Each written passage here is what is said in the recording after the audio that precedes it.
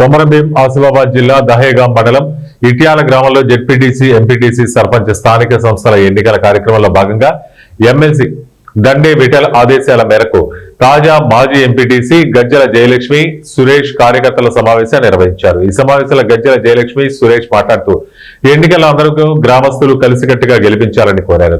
గ్రామంలో ప్రతి సమస్యను పరిష్కారం దిశగా పనిచేస్తారని గ్రామస్తులకు మాటిచ్చారు. ఇప్పటి వరకు 3 సార్లు ఎంపీటీసీ 4 సార్లు సర్పంచ్ గా ఉన్నారని గ్రామస్తులు ఏకపక్షంగా సర్పంచ్ గా పోటీ చేయాలని గ్రామస్తులు కోరారు.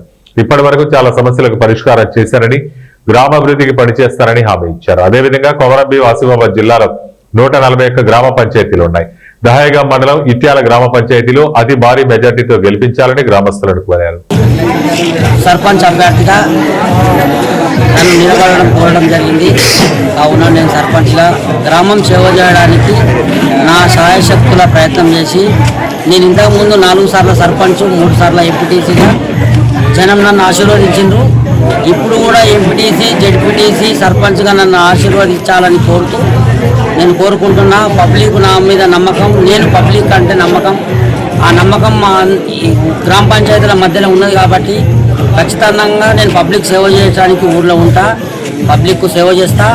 వారు నాకు సహకరిస్తారు. జనం పబ్లిక్ కోరిక మేరకే నేను ఏ పనైనా చేస్తా.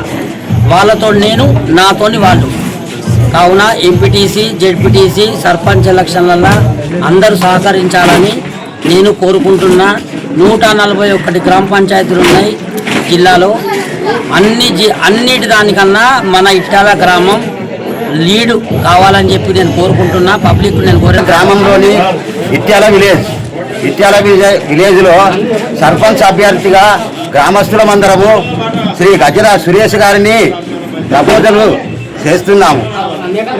కావున మా ఊరి వాళ్ళంతా ఏకగ్రీవంగా ఈయనకు గజ్జల సురేష్ గారికి సపోర్ట్ చేయడానికి మేమంతా బలపరిచినట్టుగా